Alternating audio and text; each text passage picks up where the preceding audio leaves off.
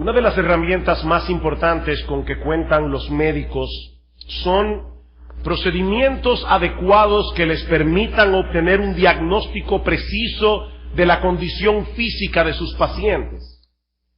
Sin un buen diagnóstico, es prácticamente imposible encontrar un buen tratamiento. Y lo mismo ocurre con otras áreas de la vida. Por ejemplo, muchas personas perciben que hay algo que no anda bien en el ser humano. Hay algo evidente que no está bien en la sociedad humana. Pero esas personas no son capaces de poner el dedo sobre la llaga porque no cuentan con los medios necesarios para hacer un diagnóstico certero de nuestra condición verdadera. Necesitamos algún instrumento apropiado que nos permita diagnosticar el estado en que se encuentra el alma humana. Y entonces buscar una solución que sea adecuada para el problema. Y eso es precisamente lo que yo pretendo hacer en la mañana de hoy al considerar el pasaje de Romanos capítulo 3 que leímos hace un momento. Solo Dios puede hacerle una radiografía al corazón del hombre. Y lo que nosotros tenemos en este pasaje es algo así como el reporte del radiólogo. Se va a un lugar, se hace una radiografía y el radiólogo, la persona que sabe interpretar lo que está viendo allí, le da un reporte. Bueno, ya Dios hizo la radiografía, pero lo que nosotros tenemos en el capítulo 3 de Romanos es el reporte del radiólogo escrito por el apóstol Pablo bajo inspiración divina. Ahora, yo debo hacer la aclaración de que, a pesar de que este es un reporte sumamente negativo, muy negativo, mi propósito en esta mañana no es que salgamos de aquí aplastados, deprimidos, sino más bien llenos de esperanza y sobre todas las cosas, abrumados por la grandeza del amor de Dios.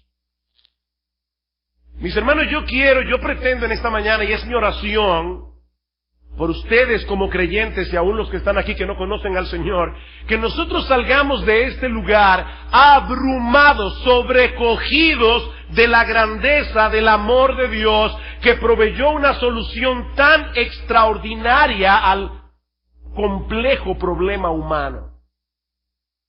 Este pasaje de Romanos 3 se encuentra en una amplia sección de la carta que va desde el capítulo 1 hasta el capítulo 11, donde Pablo nos explica con lujos de detalles todos los componentes de la obra salvadora de Cristo, para luego introducir una serie de exhortaciones a partir del capítulo 12. Pablo dice en el capítulo 12 de Romanos: así que, hermanos, por todo lo que yo he dicho ya acerca de la obra salvadora de Cristo, os ruego por las misericordias de Dios que presentéis vuestros cuerpos en sacrificio vivo, santo, agradable a Dios, que es vuestro culto racional. No os conforméis a este siglo, sino transformaos por medio de la renovación de vuestro entendimiento. Es basado en esas misericordias de Dios reveladas en el Evangelio que el apóstol Pablo nos hace este llamado a consagrar por entero nuestra vida al Señor, a continuar siendo transformados por medio de la renovación de nuestro entendimiento.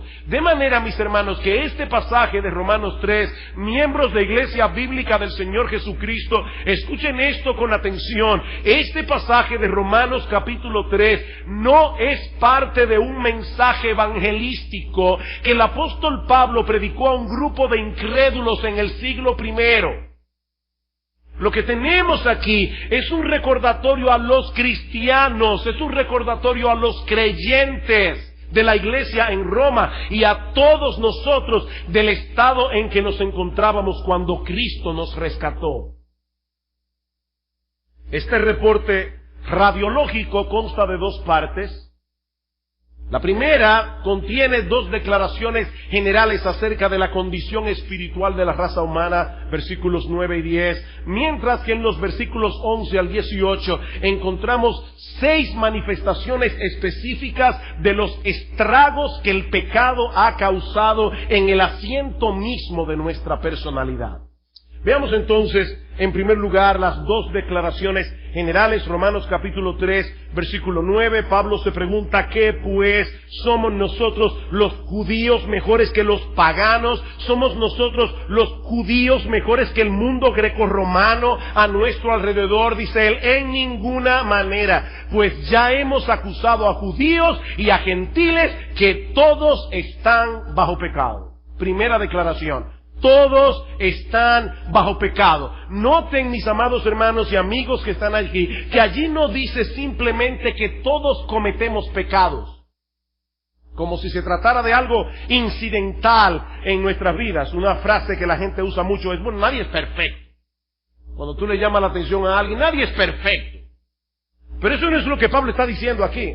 Lo que Pablo dice en este pasaje es que todos los seres humanos, sin excepción, nacen bajo pecado. Es decir, están sometidos a una esclavitud. Mis amados hermanos, nosotros pertenecemos a una raza de gente esclavizada al pecado. Por supuesto, el pecador no se ve a sí mismo de ese modo. Porque el pecado astutamente opera a través de la propia voluntad del pecador. De manera que el pecador siempre hace lo que él quiere hacer. Cada vez que el pecador actúa de su propia voluntad.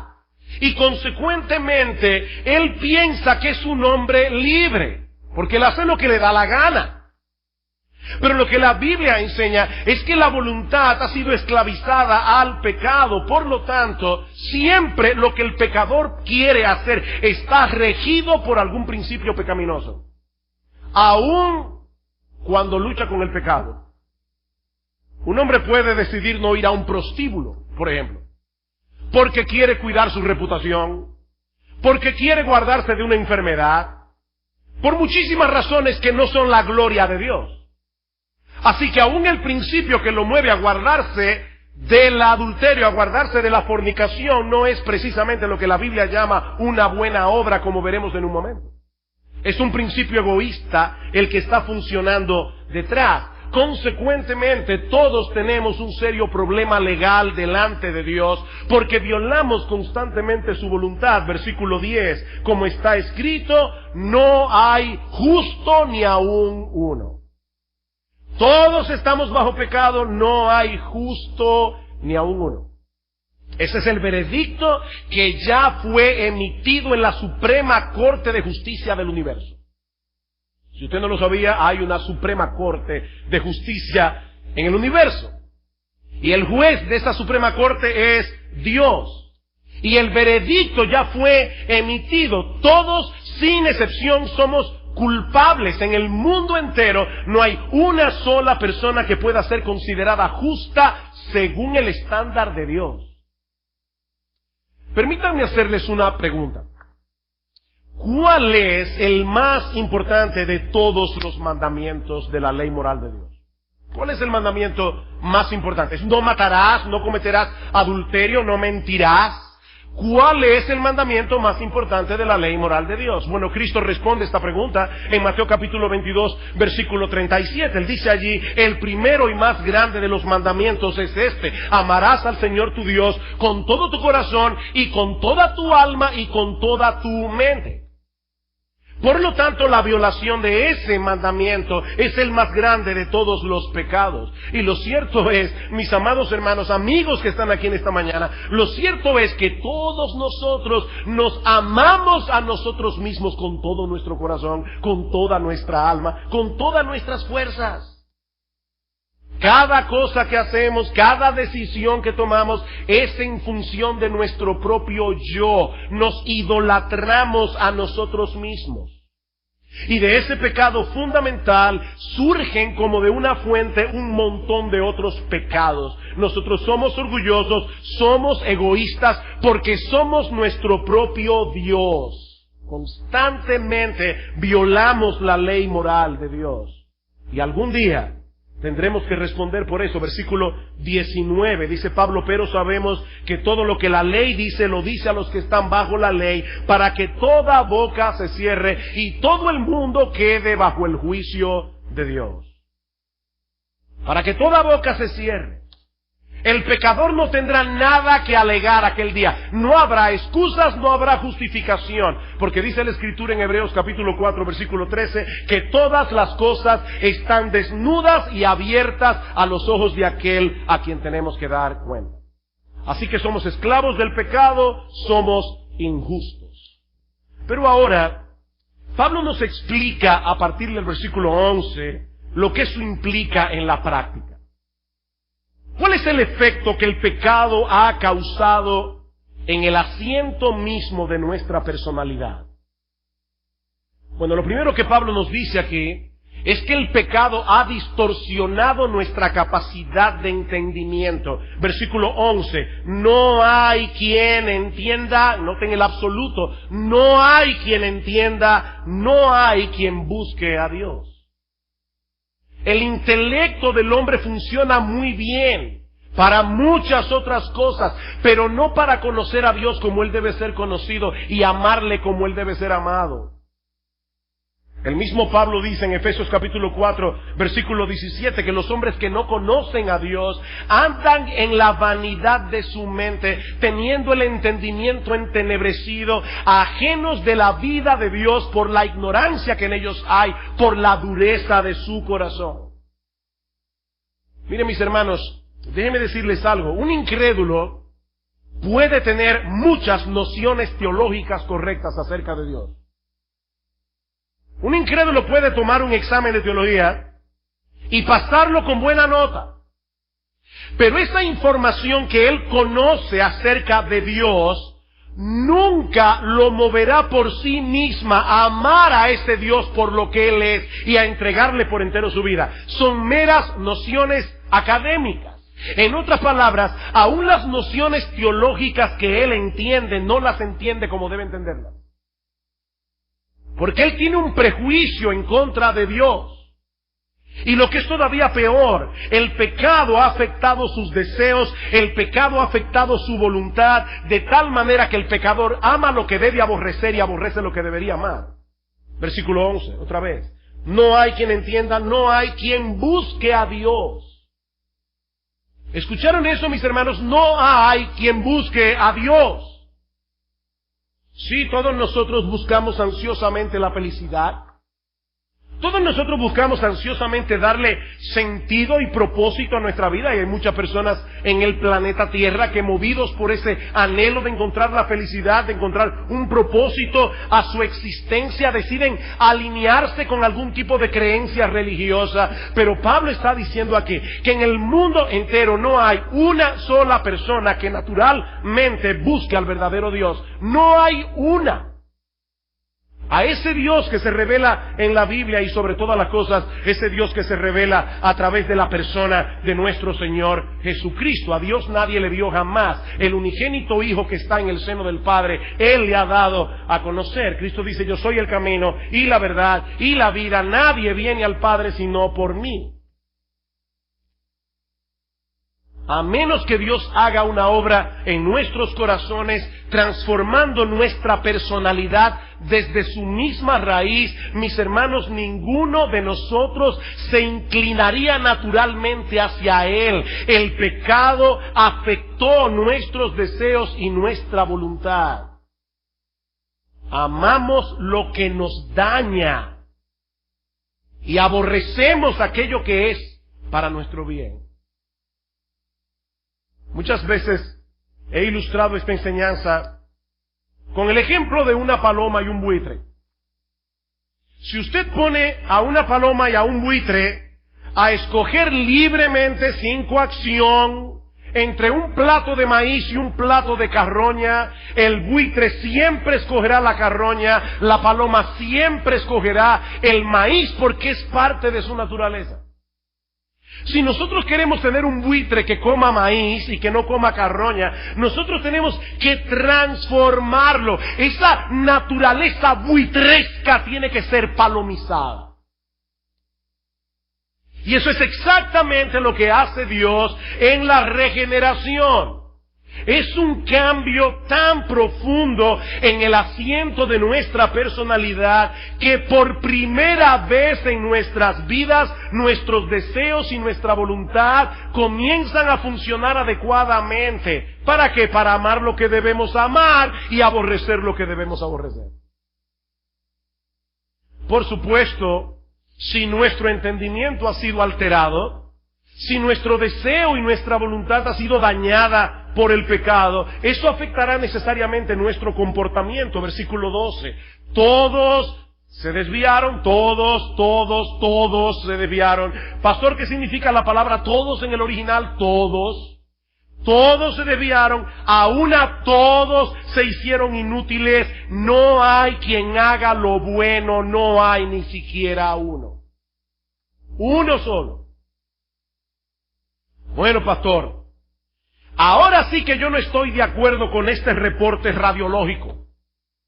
Porque hay un montón de personas en el mundo que hacen cosas buenas. Y muchas de ellas ni siquiera son cristianas. De hecho, algunas son ateas. Eso es verdad. Por el simple hecho de haber sido creados a la imagen de Dios, el hombre tiene inclinaciones hacia cosas que son buenas en sí mismas. Hoy es el Día de los Padres. De paso, mis hermanos, todos los domingos es el Día del Padre. Todos los domingos es el Día del Padre, pero hoy es el Día de los Padres aquí, terrenal. Bueno, en el mundo entero, en sentido general, hay padres que aman a sus hijos y los aman hasta el punto del sacrificio. Hay esposos que se mantienen fieles a sus esposas hasta el fin de sus días. Hay incrédulos que son honestos en sus negocios. Hay incrédulos que se dedican a causas humanitarias, a servicios humanitarios en la Cruz Roja y en muchos otros lugares, los Médicos Sin Fronteras. Y pudiera citar muchísimas cosas más. Pero para que una obra sea considerada como objetivamente buena ante los ojos de Dios, tiene que tener dos características. Debe ser hecha única y exclusivamente bajo los estándares de Dios. Y en segundo lugar, debe ser hecha única y exclusivamente para su gloria, no para la nuestra. En Mateo capítulo 5, versículo 16, el Señor Jesucristo le dice a los discípulos: así alumbre vuestra luz para que el mundo vea vuestras buenas obras y que glorifiquen a vuestro Padre que está en los cielos. El problema es que nosotros tenemos una visión distorsionada de nosotros mismos. Nosotros solemos minimizar nuestros pecados. Y al mismo tiempo sobreexaltamos las cosas buenas que hacemos y pensamos que esas buenas obras deben ser aceptadas también como buenas en la presencia de Dios. Tiene Dios que reconocerlas como si fueran obras de justicia. Pero ¿saben qué, mis amados hermanos, amigos que están aquí en esta mañana? Hay una diferencia abismal entre el concepto que Dios tiene de justicia y el que nosotros tenemos. Yo recuerdo cuando era niño, Eric, mi hermano, se va a acordar de eso, que en un viaje que mi mamá hizo a los Estados Unidos, ella nos trajo un juego de Monopolio. Imagínense, San Juan de la Maguana, en la década de los 60, un juego de Monopolio en inglés. Nosotros estábamos monos con el juego, Monopolio. Y ese verano nos pasamos horas y horas y horas jugando Monopolio, vendiendo propiedades, ganando dinero, perdiendo dinero. Ahora imagínense por un momento que un individuo por alguna razón de repente pierde el contacto con la realidad y comienza a creer que esos negocios son reales. Así que el lunes en la mañana el tipo se aparece en el banco con un maletín diciendo: vine a hacer un depósito de $1,000,000. Le busca a un agente de cuenta inmediatamente, el tipo pone el maletín en la mesa y cuando abren, $1,000,000 en moneda de monopolio. Mire, ustedes pueden estar seguros que no van a llamar al gerente del banco, van a llamar a un psiquiatra. Porque ese individuo ha perdido la cabeza. Bueno, hermanos, eso es exactamente lo que ocurre en el reino espiritual. Nuestras propias obras de justicia son como dinero de monopolio en lo que respecta a nuestra aceptación en la presencia de Dios. No es que estas buenas obras no sirvan de nada, porque es mejor ser un buen padre a ser un padre irresponsable, pero eso solo tiene valor en el juego de esta vida. en el juego de esta vida, en el banco celestial, la única moneda que realmente tiene peso, la única moneda que realmente tiene valor, es la justicia perfecta de nuestro Señor Jesucristo. Todo lo demás es papel inservible como moneda de monopolio. Dice en Isaías capítulo 64, versículo 6, todos nosotros somos como suciedad, todas nuestras justicias son como trapo de inmundicia delante de Dios. Ustedes recuerdan, madres, las que no criaron en esta época, cuando teníamos que usar pañales de tela, y se juntaban los pañales de tela a veces, con todo lo que los pañales suelen tener. Y si usted dejaba eso por un rato, acumulándose ahí algunas horas, sobre todo con el calor de República Dominicana, el olor que eso emana es insoportable. Bueno, lo que Isaías está diciendo es que cuando Dios huele nuestras obras de justicia, a Él le huele a lo mismo. Son como un trapo de inmundicia delante de Él. Así que no hay justo ni aún uno, no hay quien entienda, no hay quien busque a Dios, no hay quien haga lo bueno, no hay ni siquiera uno. Pero el reporte radiológico no ha terminado. Versículo 13. Sepulcro abierto es su garganta, con su lengua engañan, veneno de áspides hay debajo de sus labios, su boca está llena de maldición y de amargura. La Biblia dice que de la abundancia del corazón habla la boca. Mateo capítulo 12, versículo 34. Si tú llenas un vaso de agua hasta rebosar, lo que va a salir hacia afuera no es jugo de naranja. Y lo que Pablo nos dice aquí es que nuestras conversaciones, lo que nosotros hablamos, lo que el hombre suele hablar en sentido general, revelan cosas muy preocupantes de lo que hay en el corazón del hombre. Alguien parafraseó este pasaje con las siguientes palabras: su lengua está llena de fraude, sus labios están manchados con veneno, su boca está llena de hiel, su lengua es una espada para atravesar a los hombres y su garganta un sepulcro donde los entierra. Yo les decía que el reporte no era muy agradable de leer. Miren, mis hermanos, si hay algo que refleja el carácter perverso y contradictorio del hombre, es su hablar. Por eso es que cuando en Isaías capítulo 6, versículo 5, vio la gloria de Dios, lo primero que Isaías exclamó fue: ¡ay de mí, que siendo hombre inmundo de labios y habitando en medio de un pueblo que tiene labios inmundos, han visto mis ojos al Rey! Los primeros pecados que vinieron a la mente de Isaías fueron los pecados de la lengua. Ahora, ¿por qué yo digo que esto revela el carácter contradictorio del hombre? Piensen en esto. A la mayoría de las personas que yo conozco, si no a todas, les molesta profundamente que les mientan. A la mayoría de las personas, si no a todas, les molesta profundamente que hablen de ellos a sus espaldas. A la mayoría de las personas, si no a todas, les molesta profundamente que los traicionen. Sin embargo, la realidad es que la mentira es sumamente común entre los seres humanos, lo mismo que el chisme. Y lamentablemente la iglesia no se libra de eso. El chisme, ¿qué es un chisme? Hablar con una persona lo que debiste haber hablado con otra. Eso es un chisme. Por delante te muestran una cara, por detrás te clavan un cuchillo. Esa es la vida allá afuera, mis hermanos.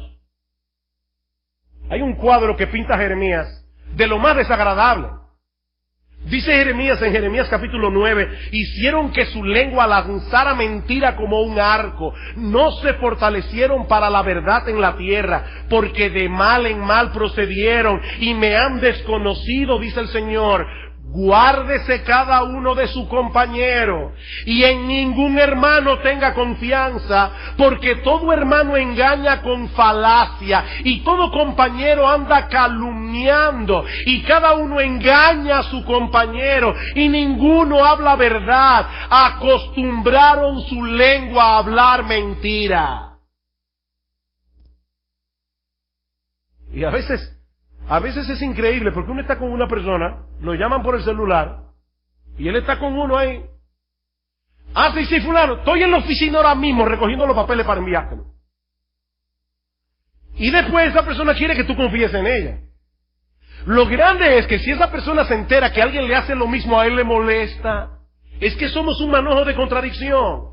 ¿Saben qué, mis hermanos? El mundo es un lugar peligroso en el cual vivir, porque el ser humano es chismoso y es engañador. El mundo es un lugar peligroso.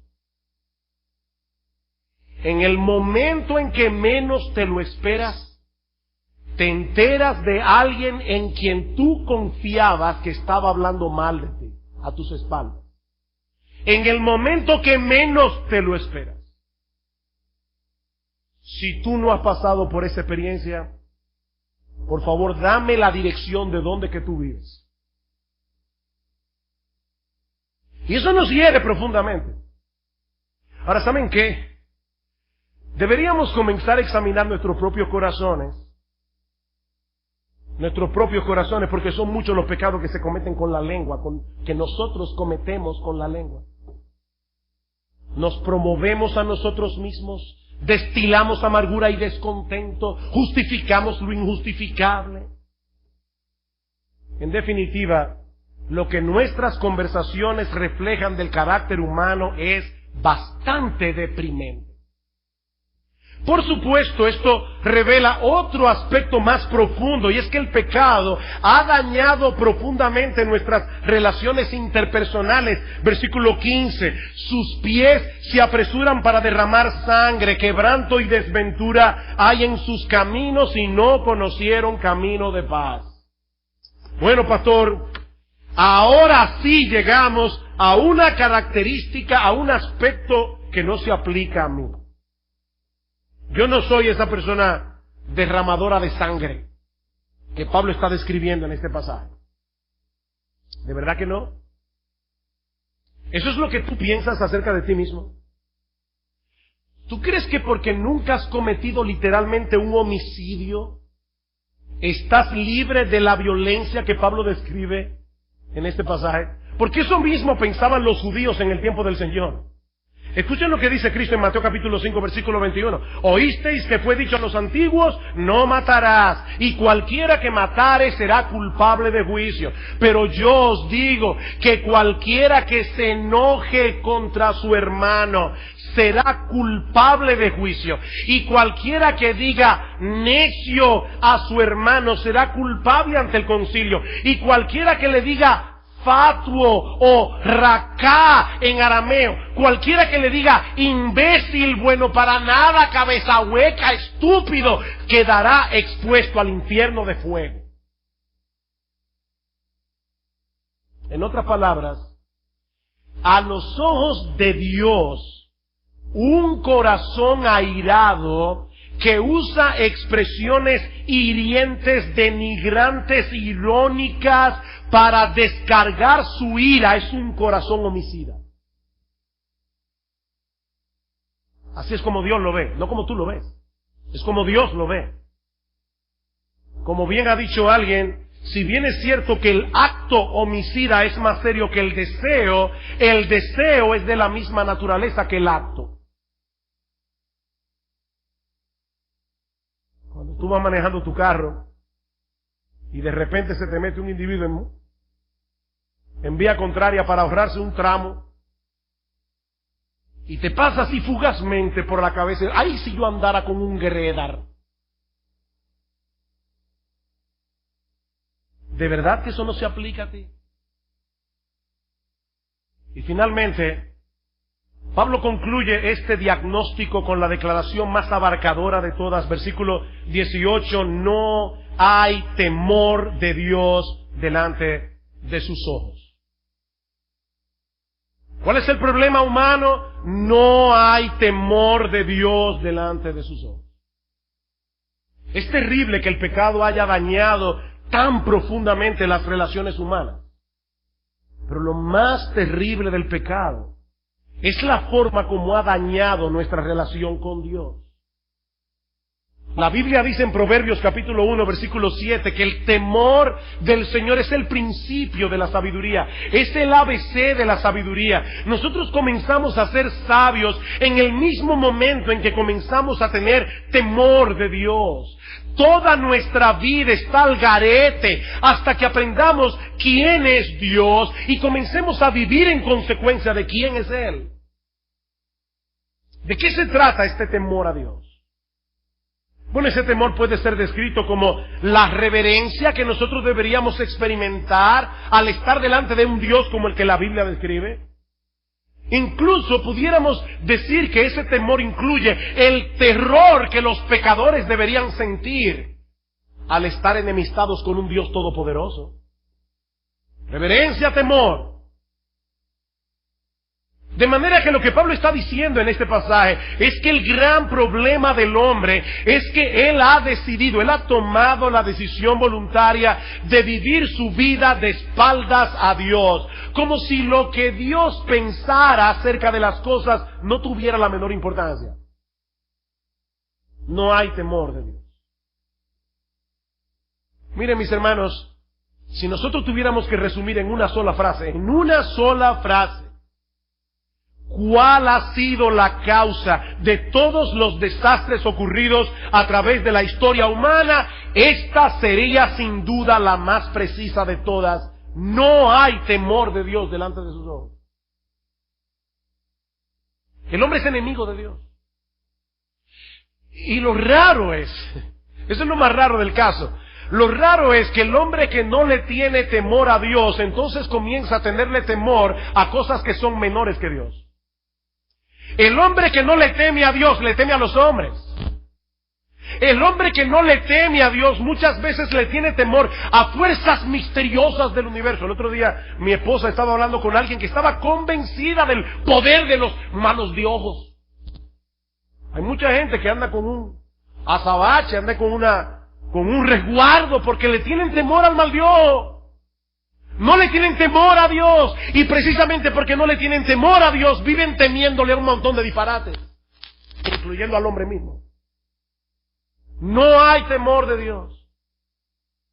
Y esa enemistad del hombre hacia Dios se manifiesta en todas las esferas de la vida. Es por eso que esta doctrina que yo estoy predicando hoy aquí ha sido denominada por los teólogos como la depravación total o la corrupción radical. La palabra radical viene del latín radix, que significa raíz. Lo que esta doctrina enseña no es que todos los hombres sean todo lo malo que pudieran llegar a ser. No hay gente que son más mala que otras. Lo que esta doctrina enseña no es que todos los seres humanos son completamente incapaces de hacer cosas buenas. No hay hombres incrédulos que hacen cosas buenas. Cristo dice en Mateo capítulo 7, si vosotros siendo malos sabéis dar buenas dádivas a vuestros hijos, ¿cuánto más vuestro Padre Celestial dará buenas cosas a los que le pidan? Ahora, noten la evaluación de Cristo. Las personas se ven a sí mismas como gente buena que a veces hace cosas malas. Cristo dice, no, ustedes son malos que a veces hacen cosas buenas. Si vosotros siendo malos, ustedes son malos, pero saben dar buenas dádivas a vuestros hijos. Así que el hombre es capaz de hacer cosas buenas.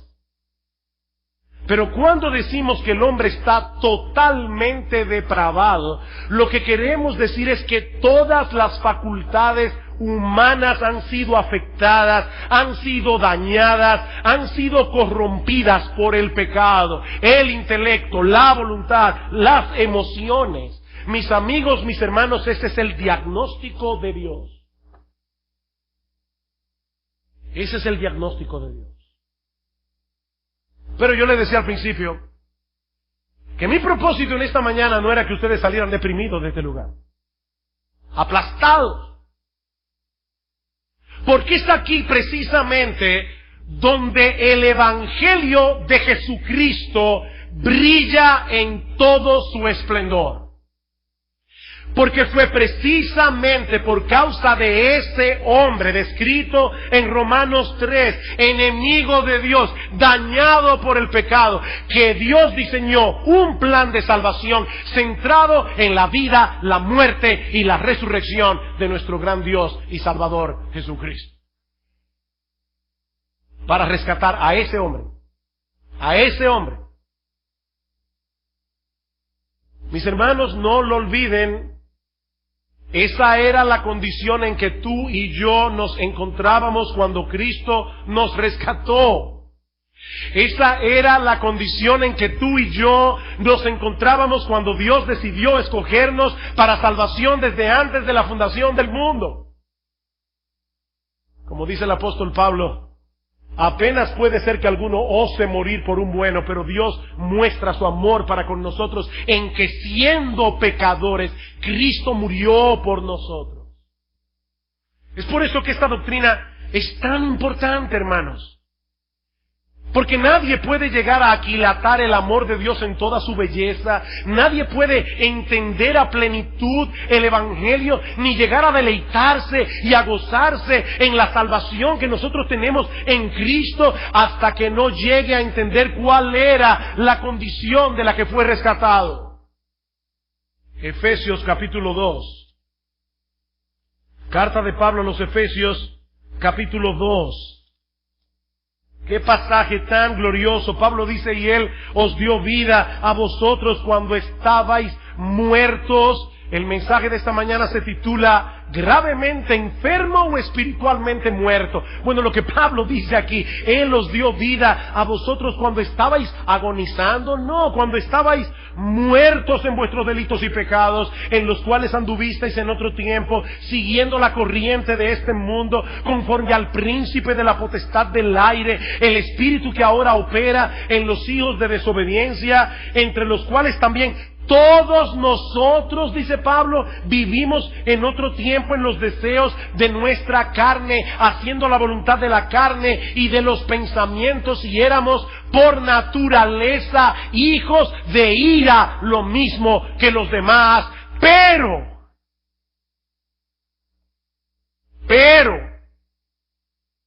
qué glorioso, pero el doctor R.C. Sproul, uno de los grandes teólogos de esta generación, tiene en su oficina un letrerito que dice, pero. Y yo quiero recordar esto. Pero Dios, que es rico en misericordia. ¿Ustedes oyeron eso? Dios es rico en misericordia por su gran amor con que nos amó, aun estando nosotros muertos en nuestros delitos y pecados, nos dio vida juntamente con Cristo. Por gracia sois salvos, y juntamente con Él nos resucitó y asimismo nos hizo sentar en los lugares celestiales con Cristo Jesús. ¿Saben para qué? Para mostrar en los siglos venideros las abundantes riquezas de su gracia en su bondad para con nosotros en Cristo Jesús, Señor nuestro. Glorias, glorias, glorias y aleluyas sean dadas a nuestro Dios.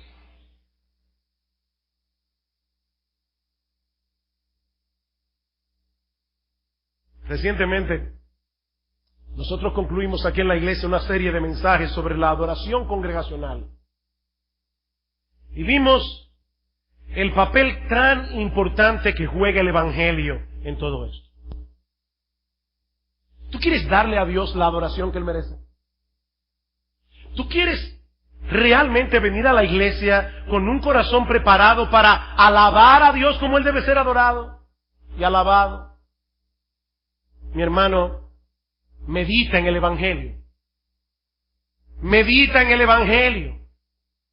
Medita en lo que Dios hizo por ti, a través de la sangre de Cristo derramada en la cruz del Calvario para poder perdonar tus pecados, poder aceptarte en su presencia, poder reconciliarse contigo, poder adoptarte como hijo sin pasar por alto su justicia.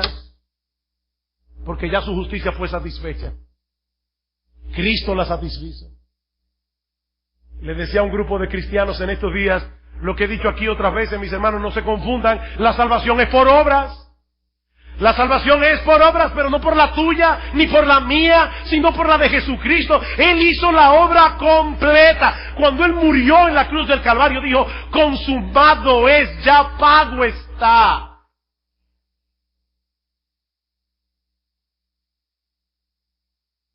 Eras enemigo de Dios, estabas muerto en tus delitos y pecados.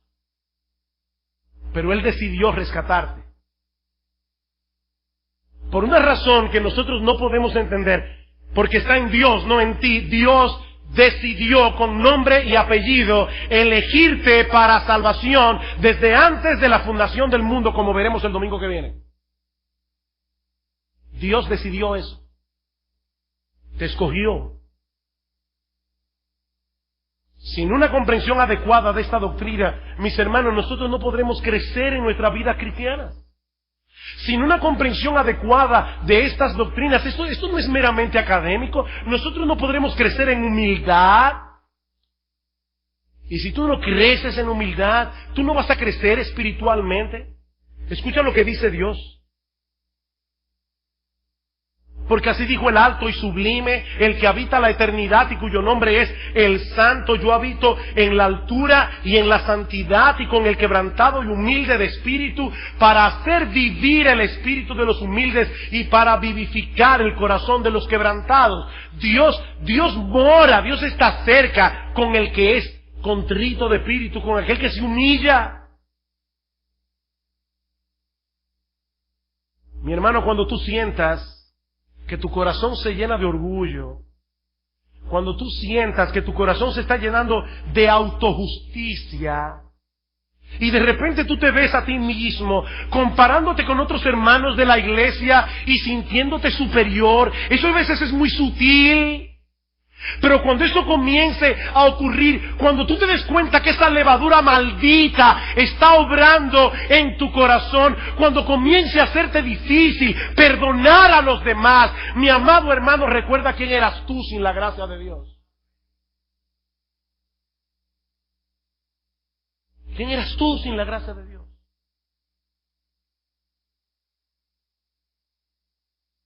Y si tú estás aquí sin Cristo, si tú nunca has venido a Él, reconociendo que esta radiografía que nosotros hemos considerado hoy es un cuadro preciso de tu propia condición delante de Dios, mi amigo, yo quiero poner delante de ti la invitación del Evangelio. Es obvio, por lo que nosotros hemos visto aquí, que ningún ser humano tiene la capacidad de salvarse a sí mismo. Es obvio. Un muerto no puede darse vida a sí mismo. Un pecador no puede darse a sí mismo un veredicto de no culpabilidad. Eso solamente lo puede hacer Dios en su corte celestial. ¿Pero sabes cuál es el medio que Dios usa para obrar en el corazón humano? En ese corazón muerto, en ese corazón que nada puede hacer. ¿Sabes cuál es la obra, el medio, el instrumento que Dios usa para hacer esa obra en el corazón? La proclamación de las verdades que tú has escuchado hoy. Ningún ser humano procurará ser salvado hasta que descubra su propia impotencia para salvarse. Ningún ser humano clamará para ser salvado hasta que descubra su propia impotencia. ¿Saben qué? Esa es la gran diferencia entre el cristianismo y todas las demás religiones. La gran diferencia. Todas las religiones del mundo te dicen lo que debes hacer para alcanzar el favor de Dios. El cristianismo te anuncia lo que ya Dios hizo en Cristo para mostrarle su favor a personas que no merecían ser salvadas. Yo no vine aquí a proclamarte lo que tú debes hacer, lo que te estoy anunciando con gozo, con alegría en el corazón, es lo que ya Dios hizo en Cristo. Mi amigo, esa es la oferta del Evangelio. Hay perdón en Cristo para todo aquel que se arrepiente de sus pecados, para todo aquel que descansa únicamente en la gracia de Cristo, en la justicia de Cristo, en la muerte de Cristo en la cruz. Sí tenemos un gravísimo problema, pero Dios envió para resolverlo un grandísimo Salvador. Ven a Cristo hoy, mi amigo. Pídele a Él que te salve. Pídeselo a Él que transforme tu corazón. Pídele incluso que te haga percibir tu impotencia. Allí donde estás sentado, pídele que te haga percibir lo horrendo de tu pecado, porque dice la Escritura que Dios no desprecia al corazón contrito y humillado, y que ningún ser humano que venga a Cristo clamando por misericordia será desechado. Ven a Cristo hoy y serás salvo.